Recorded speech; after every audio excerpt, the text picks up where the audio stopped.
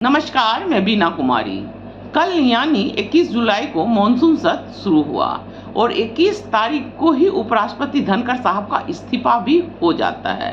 उपराष्ट्रपति ने राष्ट्रपति को अनुच्छेद 67A के तहत त्यागपत्र सौंप दिया। धनखड़ साहब 2 साल पहले ही अपने पद को छोड़ दिए। वो अपने स्वास्थ्य का हवाला देते हुए पत्र में लिखे हैं कि सेहत और डॉक्टर की सलाह मानते हुए मैं इस पद से इस्तीफा दे रहा हूँ, परंतु सेहत की बात किसी को हजम नहीं हो रहा है, क्योंकि कल उन्होंने दिन भर सभी काम को अंजाम दिया। बाद में नए राज्यसभा के सदस्य को भी पद और गोपनीयता की शपथ दिलाई।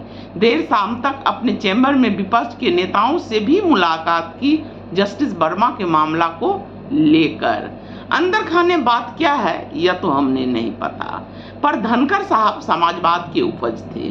फिर वे कांग्रेस में गए और बाद में बीजेपी में गए, जहां उन्हें बंगाल का गवर्नर बना दिया गया। उनके काम से खुश होकर फिर उन्हें उपराष्ट्रपति बनाया गया।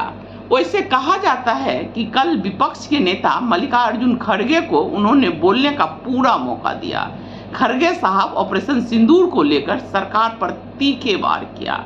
उनके वार से तिलमिला गए बीजेपी के जेपी नड्डा और उठकर बोलने लगे कि खड़गे साहब रिकॉर्ड में कुछ भी नहीं जा रहा है। पर सवाल यही उठता है कि नड्डा साहब ने ऐसा क्यों बोला? यह काम तो आसन पर बैठे धनखड़ का था। अब जो भी हो, इस्तीफा तो हो ही गया, पर धनखड़ साहब को देखकर ऐसा नहीं लगता था कि इस्तीफे की नौबत आएगी।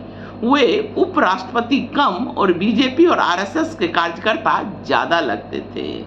कहीं यह इस्तीफा किसी नए खेल का हिस्सा तो नहीं है?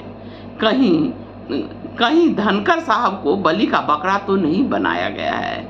देखना यही है कि अगला उपराष्ट्रपति कौन होते हैं और राजनीति अपना क्या नया खेल फिर खेलती है। नमस्कार।